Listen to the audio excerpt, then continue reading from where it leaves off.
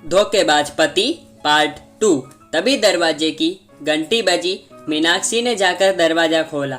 जब वे लौटे तो उसके साथ बीसी समूह के मेरी 3 सहेलियां शालू, रूपाली, मीनाक्षी थी। ये तीनों बहुत बातूनी हैं। उनके आगमन ने माँ बेटी के बीच वाक्य युद्ध को रोक दिया, लेकिन रूम का आवाज एकदम ज्यादा बढ़ गया। अपनी नई सहेली से सेवा करवा रही हो क्या सोनाली? रूपाली ने आंखें फैलाकर कहा और सभी हंस पड़े। वर्षा, तुम्हारे बारे में बहुत सुना है सोनाली से। सोनाली हमेशा तुम्हारे बारे में बोलती रहती है। देखो, उसके दिल में बैठकर हमें वहां से मत भगाना। शालू ने वर्षा के कंधे पर हाथ रखते हुए कहा। हम अपने नए दोस्ती की नींव को मजबूत करने के लिए गर्मा गर्म समोसे, जलेबी, ढोकला लेकर आए। मनीषा ने इतनी बेपरवाह अंदाज में कहा कि वर्षा को हंसना आया। अपना परिचय देने के बाद तीनों साहस पूर्वक रसोई में घुस गए। आयोडेक्स की को अपनी जगह रखकर हाथ धोकर वर्षा रसोई घर में गए तो उनकी चाय बनकर रेडी थी। लेकिन एक बात सच है कि सब कुछ वर्षा के घर में था और वे अपनी अपनी जगह पर था। चालू ने बच्चों के लिए फ्रिज से जूस का जग निकाला।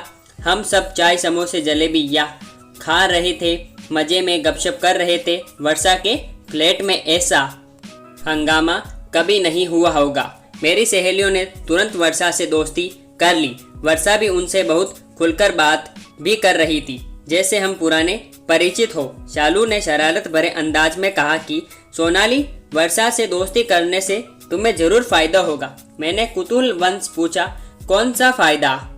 अरे, समर के ऑफिस में होने से वर्षा तुम्हें वहाँ की सारी बातें बराबर बताएगी। मतलब अगर तुम्हारे समर का वहाँ किसी से अफेयर हुआ तो ये तुम्हें तुरंत बता देगी। अरे हाँ, सच में वर्षा, तुम मेरी आंखें बंद कर समर पर ध्यान रखोगी।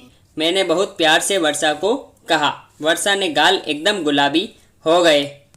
उसने जवाब दिया, सिर्फ सिर हिला दिया और फिर वे टेबल पर का सामान समेटने लगी। रूम का फैला हुआ सामान निपटाने वाली थी कि तभी मेरे ससुर वहां आ गए। उनके आते ही माहौल बदल गया। मेरे ससुर बहुत स्ट्रिक्ट थे। मेरी सहेलियों ने फटाफट पल्लू वो दोनों कंधों पर लिया और झुककर उनका आशीर्वाद लिया। सब ऐसे चुप हो गए जैसे उनको बोलना आता ही नहीं हो। बहू घर चलने की स्थिति में हो या एम्बुलेंस बुलाएं? उन्होंने गंभीरता से मुझसे पूछा। चलूंगी पापा, मैं नम्रता से बिस्तर से नीचे उतरी। मैंने डॉक्टर शशि को फोन किया। घर जाते जाते उनको दिखा कर जाएंगे। ठीक है पापा। यहाँ क्यों आई थी? इस वर्षा को मिलने आई थी पापा जी। इसे कभी नहीं देखा, नहीं नई पहचान है क्या? हाँ, ये ना समर के ऑफिस में काम करती है। वर्षा बेटा, तुम अकेली रहती हो या क्या यहाँ? नहीं अंकल, माँ के साथ रहती हूँ। वर्षा पापा की आवाज़ से ही डरने लगी। चलो अच्छा है, नहीं तो हम हैं ना तुम्हारे साथ। कभी भी मदद की आवश्यकता हो तो हमें बताना। पापा बोले, फिर हमारे तरफ मुड़कर बोले, अब चलें? पापा निकले, वैसे हम भी उनके पीछे पीछे गए। घर से निकलते समय मेरी सास वर्षा को बोली, वर्षा बेटा, अब जल्दी तुम्हारी शादी का आमंत्रण हमारे हाथों में देना।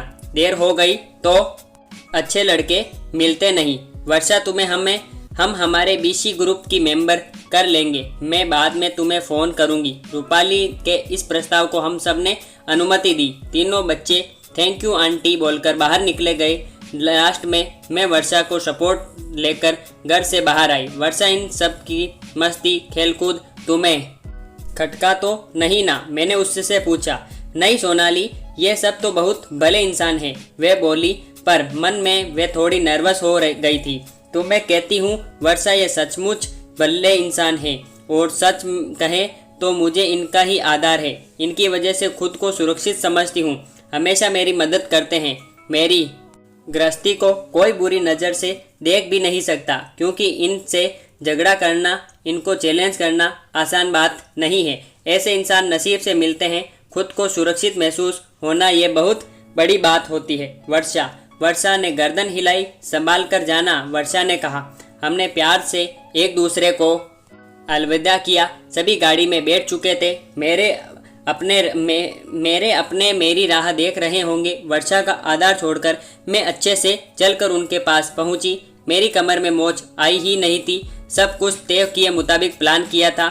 मैंने 2 उंगलियों V4 विक्ट्री की निशानी करते हुए ही सबके चेहरे पर खुशी आ गई।